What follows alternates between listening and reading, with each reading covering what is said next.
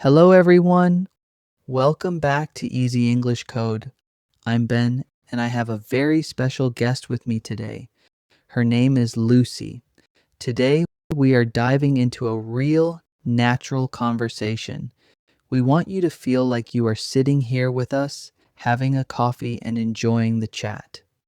First, you will hear Lucy and me talking about a huge change in her life. She recently moved to a new city, and there is so much to talk about. After that, in the next part of this episode, I will take you behind the scenes to explain every interesting word, every idiom, and every secret of pronunciation we used. Don't worry about understanding every single detail the first time. Just let the English flow into your ears. Lucy, it's so good to finally have you here in the studio. Lucy, you finally made it. Welcome to the show. I've been waiting to hear all about your big move. How are you settling into your new apartment in the city? Oh, Ben, thank you for having me. To be honest, it's been a complete whirlwind. I've only been there for 2 weeks, so I'm still living out of suitcases, but I absolutely love the neighborhood. It's so vibrant and full of life. I can only imagine. Moving to a new place is always a huge step, especially when it's a completely different city. Was it hard to get used to the pace of everything? To be honest, it was a bit overwhelming at first. The public transport system here is like a massive maze. I actually got lost twice on my first day trying to find the grocery store. It was quite embarrassing, but everyone was so helpful. Haha, don't feel bad at all. Even people who have lived here for their entire lives still get confused by the train lines sometimes. It's part of the experience. How about the people in your building? Have you had a chance to meet any of your neighbors yet? A few of them. My next door neighbors are lovely. They actually invited me over for tea and biscuits yesterday afternoon. It was such a great way to break the ice and start feeling a bit more at home. They even gave me some tips on the best local spots to eat. That's brilliant. It's those small, personal moments that really make a new place feel like a home. Are you still working remotely from your living room, or do you have to commute to an office now? I'm working from home for the time being, which has been a total lifesaver while I get organized. It gives me a bit more flexibility and time to explore the local cafes during my lunch break. I've already found a tiny little spot around the corner that has the most incredible croissants I've ever tasted. Now I'm jealous. I'm definitely going to need the address of that cafe as soon as we finish recording. It sounds like you are really embracing this new adventure. I'm trying my best, Ben. There are still some moments where I feel a bit homesick, but overall, it's an adventure, that's for sure. I'm looking forward to seeing what the next few months bring. Well, I'm glad you're enjoying the journey so far. It takes a lot of courage to do what you did. Thanks, Ben. It means a lot. I think the key is just taking it one day at a time. That was such a natural and interesting conversation with Lucy. I really love how she described her new life in London. Now, let's go behind the scenes. This is the part of the podcast where we slow down. We want to look at the specific building blocks of that conversation. If you want to stop translating in your head, you need to understand the feelings and the images behind these words. Don't just memorize a translation. Try to see the situation I am describing. Let's look at the first few expressions Lucy used. Expression 1, settling into. The first thing I asked Lucy was, how are you settling into your new apartment? This phrasal verb, to settle into, is a very cozy and comfortable expression. Imagine you buy a new pair of shoes. At first, they are a bit stiff and maybe a little uncomfortable, but after a week, they fit your feet perfectly. You have settled into them. When you move to a new house or even when you start a new job, there is a period of time where you feel like a guest. You don't know where the light switches are, or you don't know the best way to get to work. When you finally start to feel relaxed and you know where everything is, you are settling in. Think about your own life. Are you settling into a new routine? Are you settling into your English studies? It's a beautiful way to describe the process of making something feel familiar. Expression 2, whirlwind. Lucy's answer was very powerful.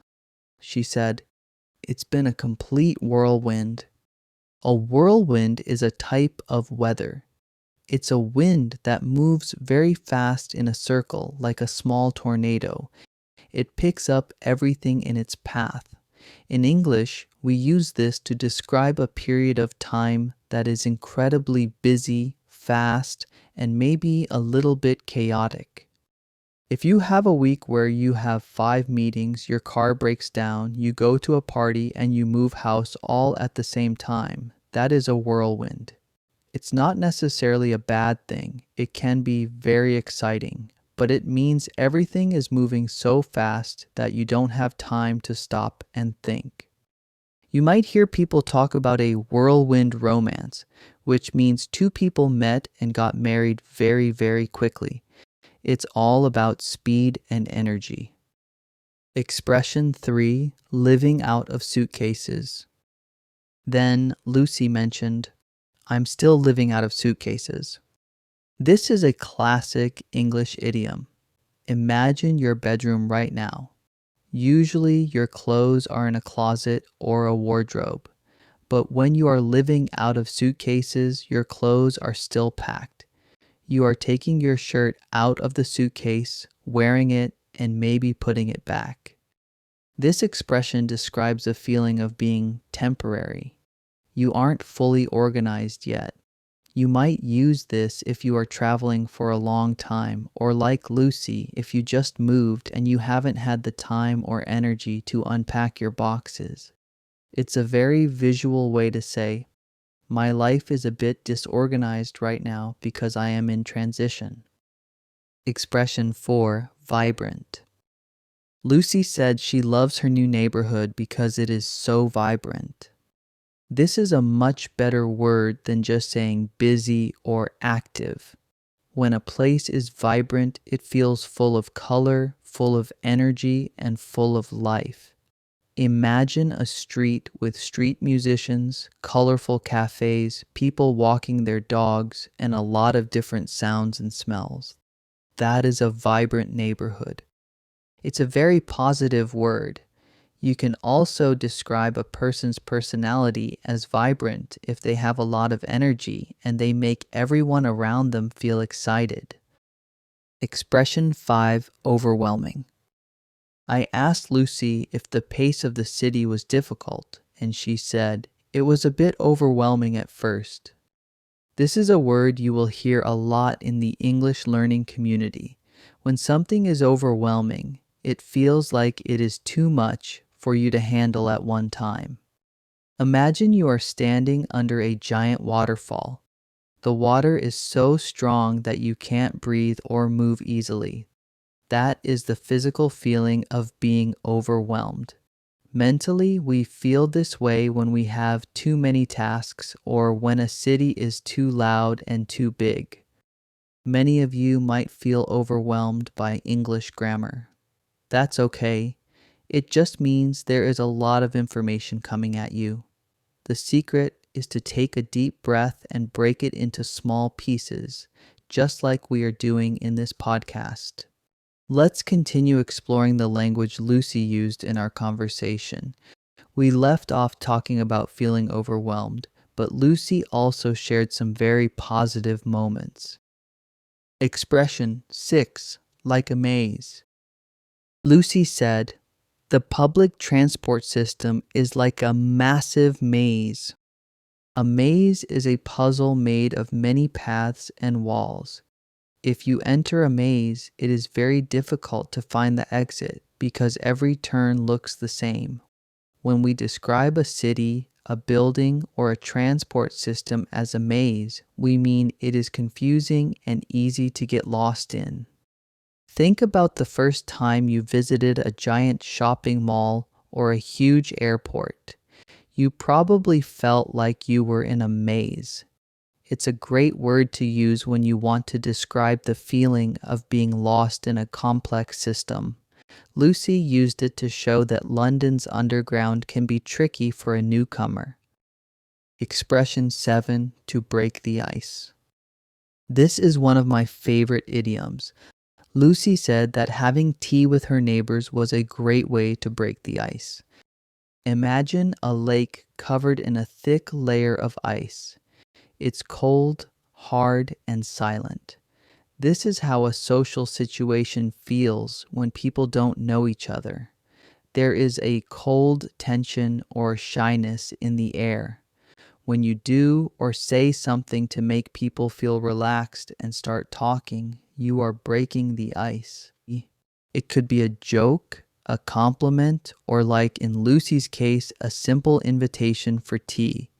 Once the ice is broken, the conversation can flow like water. It's an essential phrase for social life. Expression 8, a lifesaver. Lucy mentioned that working from home has been a total lifesaver. Now, obviously, her life was not in danger. She didn't need a lifeguard at the beach. In English, we use the word lifesaver to describe something that makes a very difficult situation suddenly much easier to manage. If you are starving and someone gives you a sandwich, that sandwich is a lifesaver. If you are lost in the rain and a taxi appears, that taxi is a lifesaver. Lucy used it because working from home saved her from the stress of a long commute while she was still organizing her new life. It's a common way to express deep gratitude for something helpful. Expression 9, looking forward to. Towards the end, Lucy said, I'm looking forward to seeing what the next few months bring. This is a phrasal verb we use every single day. To look forward to means to feel happy and excited about something that is going to happen in the future. It's different from just waiting. When you look forward to something, you have a positive expectation. You might be looking forward to your next vacation or looking forward to finishing this English lesson. Remember the small grammar secret here. After to, we use a noun or a verb with ing. So, you look forward to seeing your friends, not look forward to see your friends. Expression 10, one day at a time. Lucy finished with a very wise philosophy, taking it one day at a time. When you have a big goal, like moving to a new country or becoming fluent in English, it can feel too big. It can feel scary. If you think about everything you have to do in the next year, you might feel like giving up. When you take it one day at a time, you stop worrying about the distant future. You only focus on what you can do today. Today, I will learn 5 words. Today, I will unpack 1 box. It's a strategy for staying calm and consistent. Now it is your turn. We are going to do the shadowing exercise. I will say a sentence from our podcast, and I want you to repeat it out loud.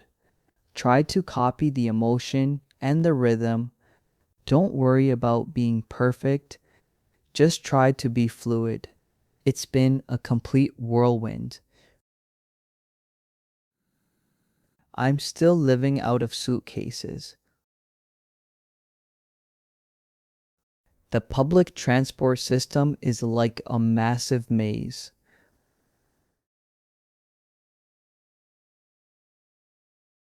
It was a great way to break the ice.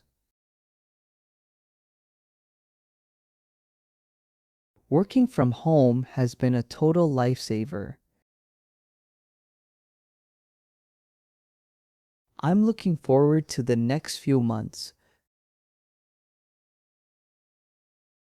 I'm just taking it one day at a time.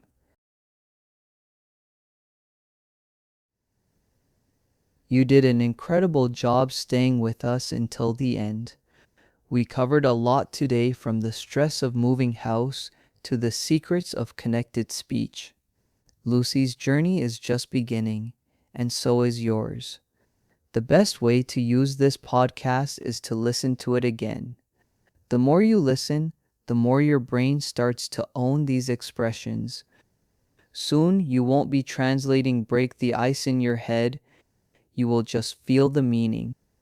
If you found this helpful, please subscribe to Easy English Code and share this episode with someone who needs a little boost in their English journey. Leave a comment below. Have you ever felt like your life was a whirlwind? Or maybe you have a lifesaver in your daily routine. Tell me your story in English. I am Ben. Keep listening, keep practicing, and remember, take it one day at a time. I'll see you in the next mission. Bye for now.